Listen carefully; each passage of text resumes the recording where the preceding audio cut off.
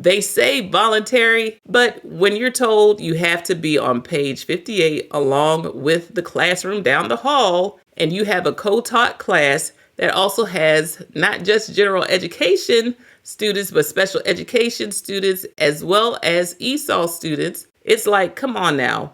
There needs to be some recognition of what's really happening. So anyway, she said I would be good at public policy.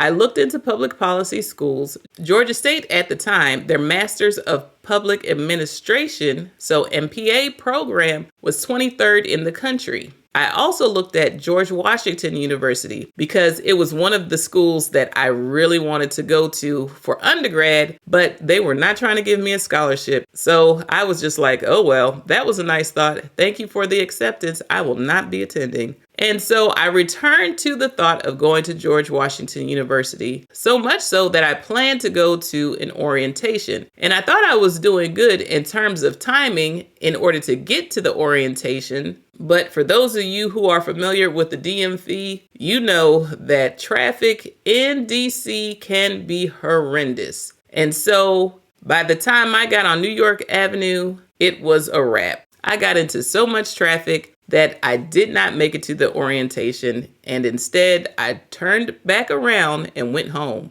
And even going home was a challenge in the traffic.